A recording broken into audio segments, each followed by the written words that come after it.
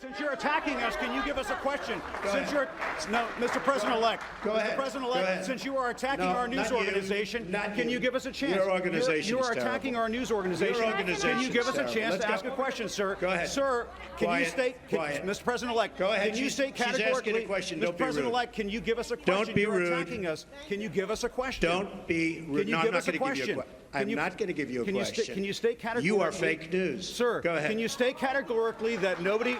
No, Mr. President-elect, that's not Go ahead. appropriate.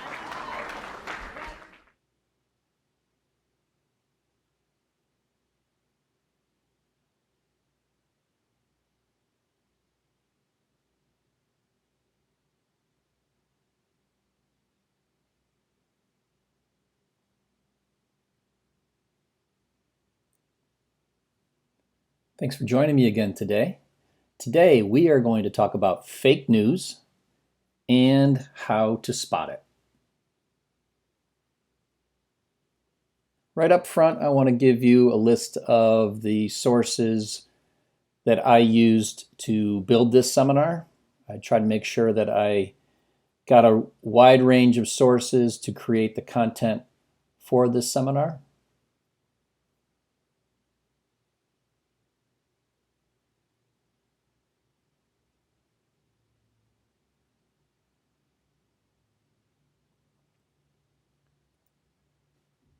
What is fake news? We'll talk about the definition of fake news, and we'll also talk about some terms that you should be aware of, some that you already know, others you may have never heard before. I'll also talk about the rise of deep fakes, how to recognize fake news. I'll also share with you some fact-checking resources that you can use to make sure that you are getting accurate news and information. We'll also talk about our responsibility, yours and mine, when it comes to sharing news, sharing information with friends, family, whether it's email or whether it's social media. During a press conference alongside the Finnish president, President Trump took credit for inventing the term fake news. I call the fake news now corrupt news because fake news isn't tough enough. And I'm the one that came up with the term. I'm very proud of it, but I think I'm going to switch to corrupt news. This is the person that created the term fake news. Craig Silverman is the editor of BuzzFeed News. He used and popularized the term fake news in 2014. 3 years prior to the claim of President Trump. Side by side here, you see the 2017 presidential inauguration photograph and the 2009 presidential inauguration photograph of the crowd size that attended both inaugurations. This was the largest audience to ever witness an inauguration, period.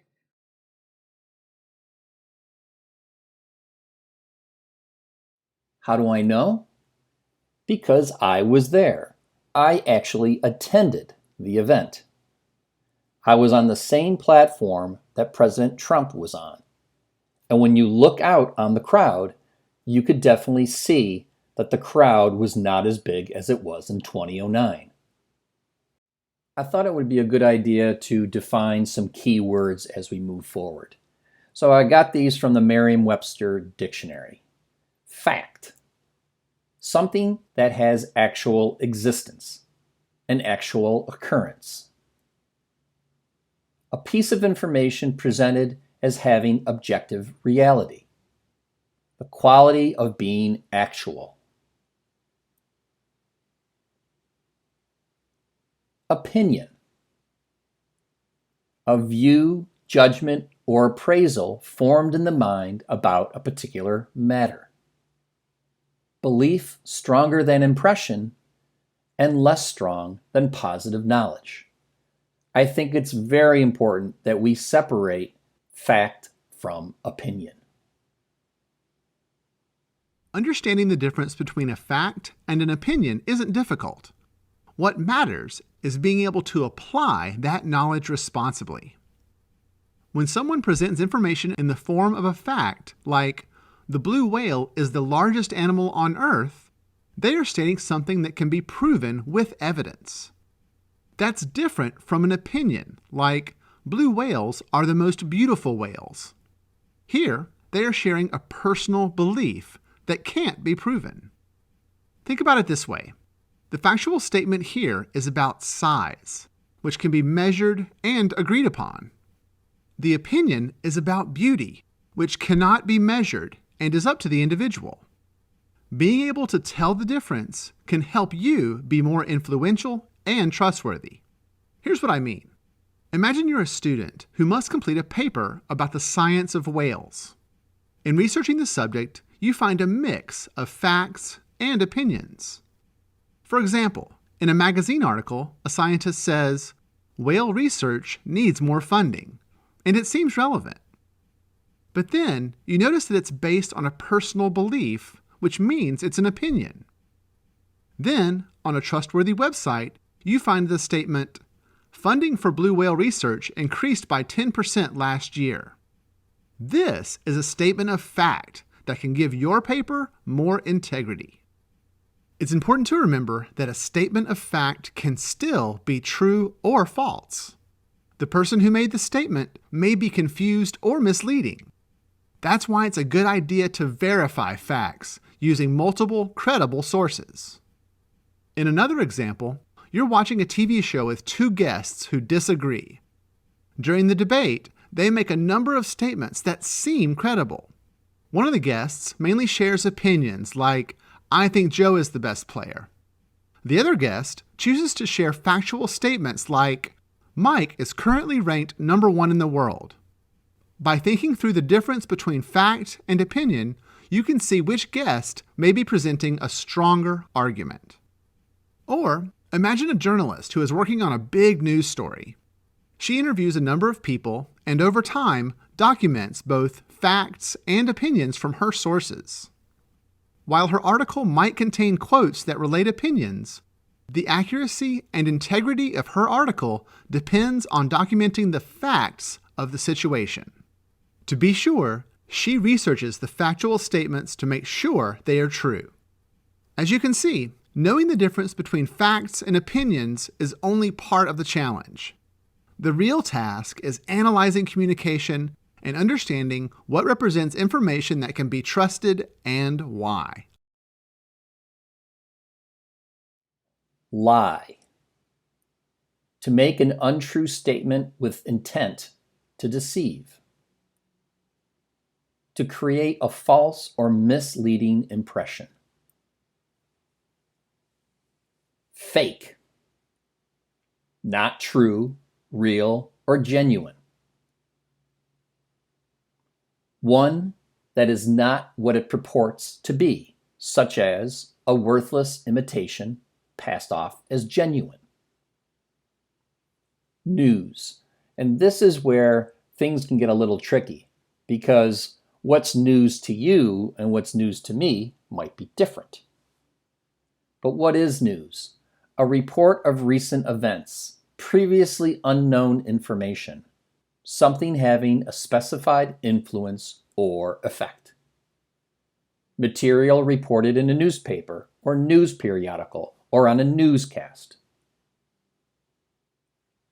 I think we can all agree that Elvis's 7 secret love children and Hillary Clinton adopts an alien baby or President George Bush did cocaine in the White House is absurd and not real. We know that that is fake news. But today, it's harder to differentiate between what's real and what's fake. And a lot of that has to do with the way these articles are written, the sources from where they come from, and how they are shared.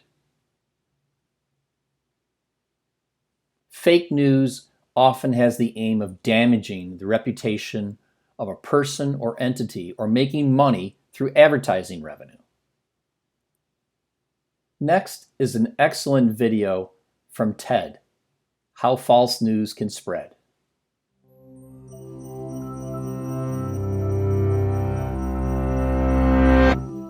There's a quote usually attributed to the writer Mark Twain that goes, "A lie can travel halfway around the world while the truth is putting on its shoes."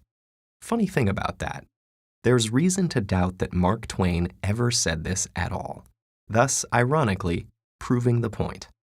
And today, the quote, whoever said it, is truer than ever before.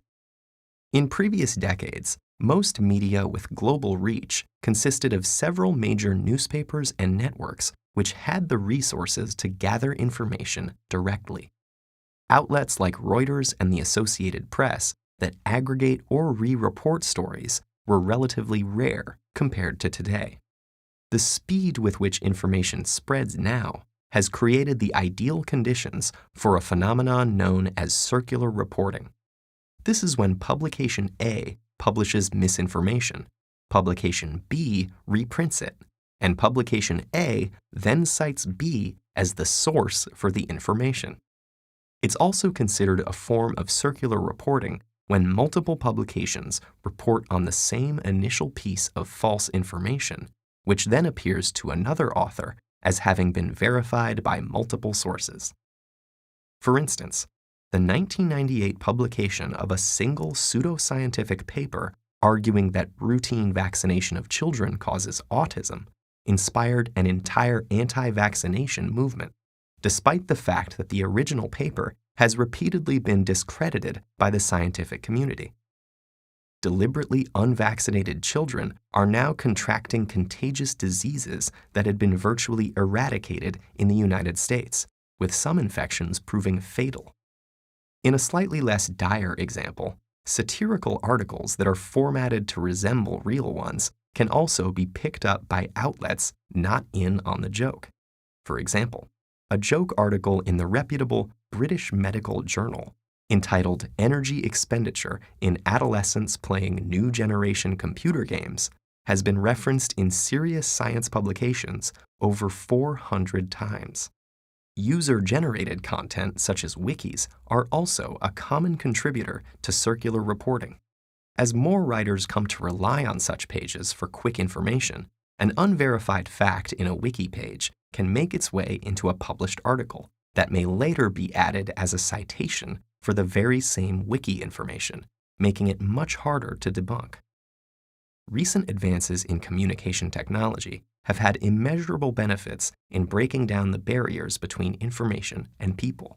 But our desire for quick answers may overpower the desire to be certain of their validity. And when this bias can be multiplied by billions of people around the world nearly instantaneously, more caution is in order. Avoiding sensationalist media, searching for criticisms of suspicious information, and tracing the original source of a report can help slow down a lie, giving the truth more time to put on its shoes.